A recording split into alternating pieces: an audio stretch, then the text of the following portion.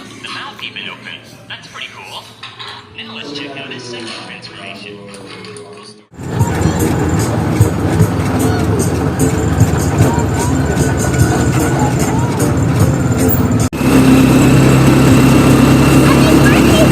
Nga river.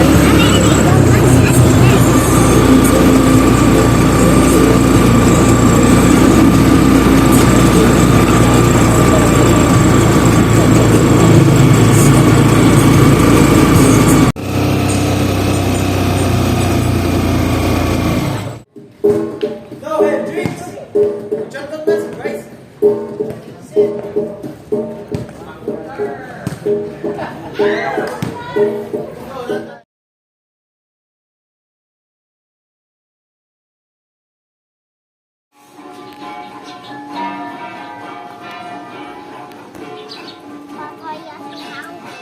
Ah. Hala, mga bahay, Max, oh.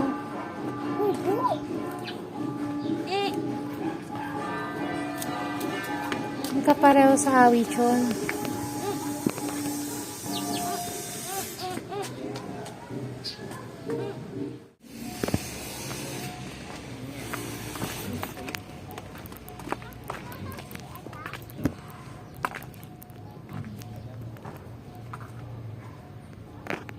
Dito inaano yung kanin, yung palay para matanggal yung ipa.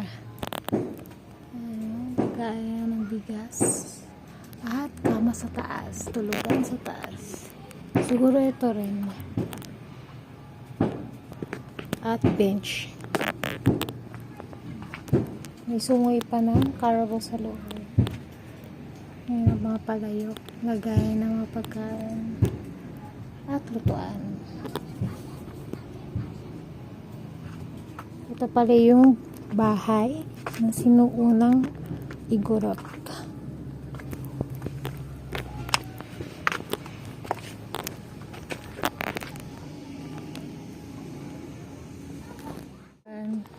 Maya auto. Aha, tulugan siya.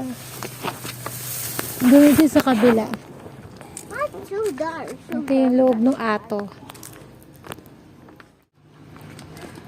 Upuan. At may point for siya sa gitna. Bakit? May bato? No, we don't. Ay, yung kahoy. I miss Mama, miss spider web. Spider web. Napasok ka ng spider web? Da.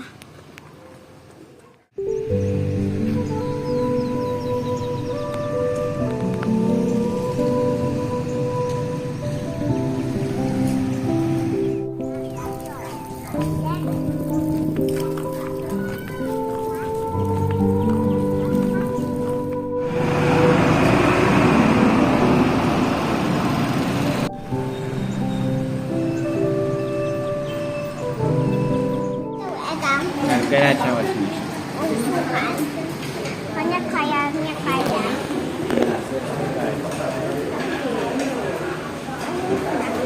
Drop by cafe and restaurant.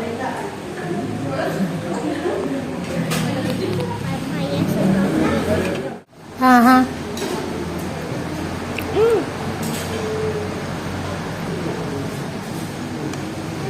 Eh, naiwan mo na. Atake mo na lang ng tinidor tong isa.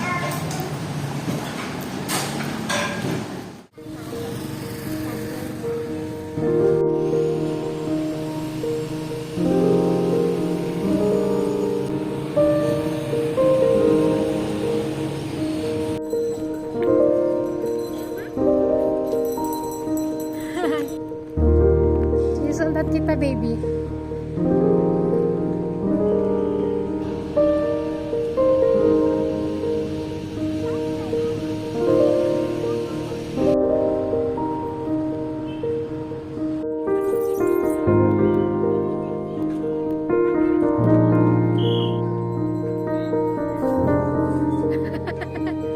Ang taas, no? Hindi ka natakot.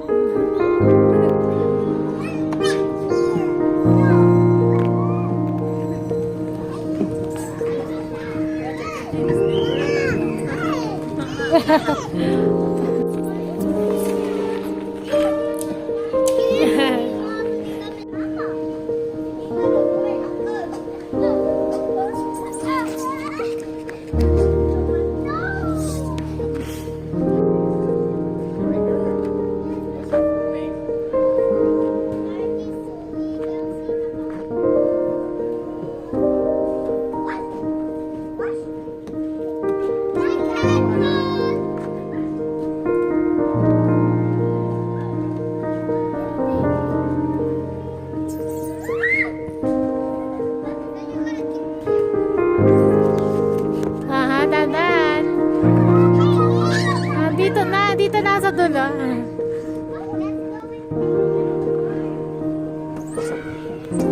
Shiyok.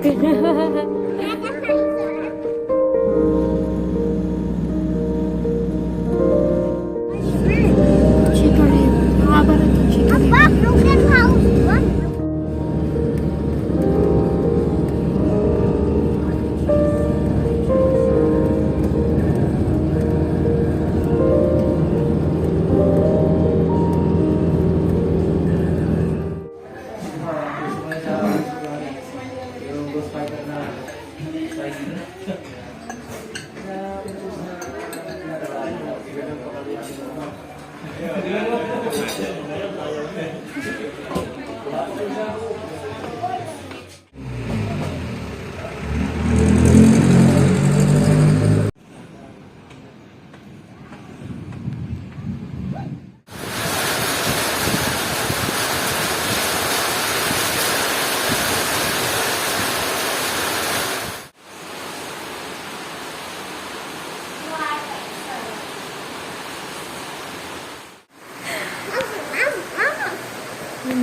Ano hawak mo?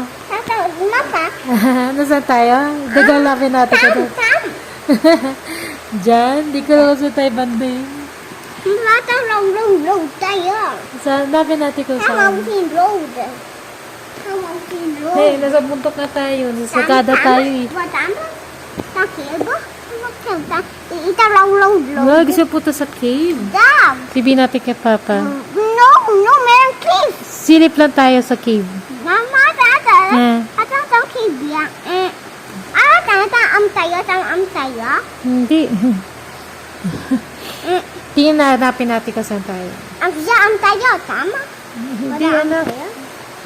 Am tayo. Mga tourist pati yan natin, tsaka mga building. No, meron cook. Ito cook. Ayaw nga. Atang am tayo. Hindi pa sigurado. Malayo yan. Too far away. It's too far, Max.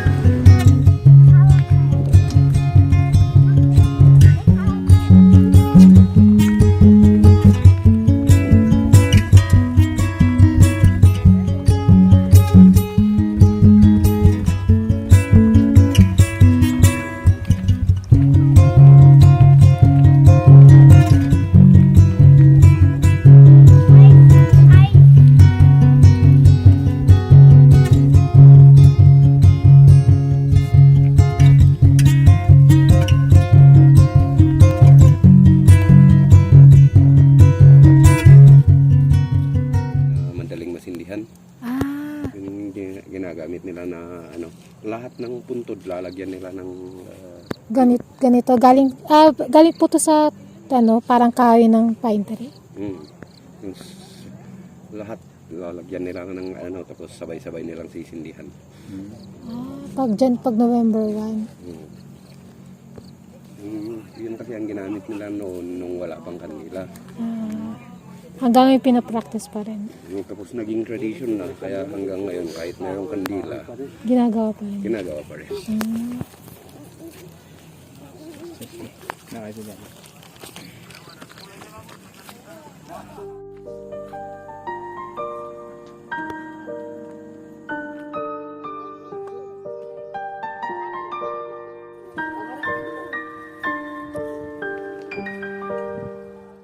Pagkukunan nila ng trabaho ng puno, kaya ang gagawin nila, pupunta sila doon mismo sa doon nila puputulin yung kahoy, doon na nila gagawin yung kabaong.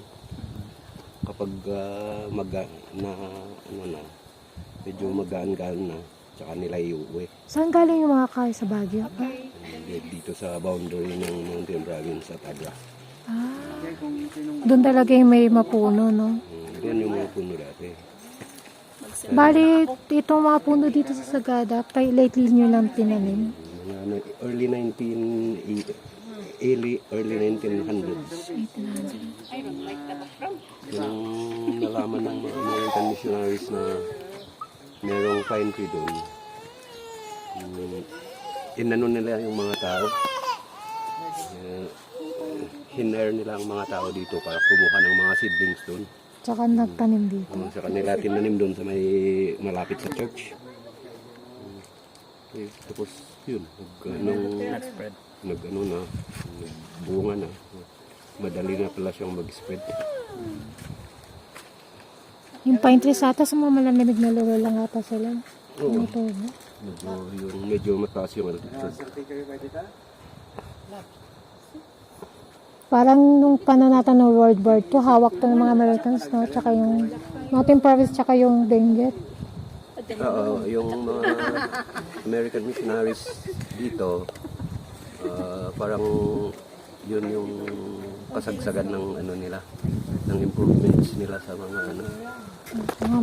Yung mission station nila naman doon sa ano, sa Baguio. Oo nga, sa Baguio. Kaya ang dami ng mga lugar na naka-English name sa Baguio.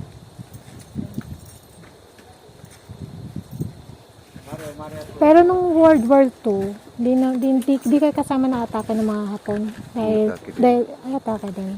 Mama, Pero later pa, mga 1942. liya pa. 1942, bumagsak yung unang bomba ng mga Hapon dito. Hindi alam kasi ng mga Hapon na ng mga Americans dito. Kaya binomba din nila dito. Kaya natira yung simbahan. Actually, yung simbahan na yun. So, Yung parang may color, yung color. 1947 na ginawa yun. Na-restore lang. Kasi World War II, binomba ng mga Americans yun kasi ang akala nila nagtatago yung mga Hapon doon. Kasi yung parang, di ba punta tayo sa Nueva Vizcaya sa Santa Fe? Yung may memorial doon na may namatay daw kasi doon yung mga Americans. Soldier Americans. Ay!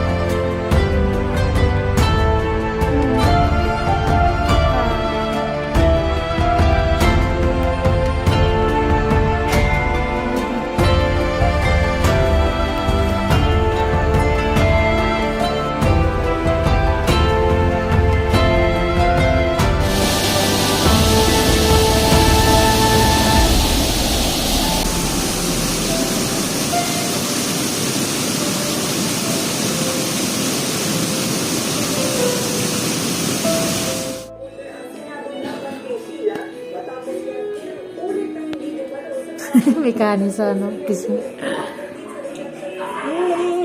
Ay mo na, nabuo na shape sa hexagon, tapos naging rocket.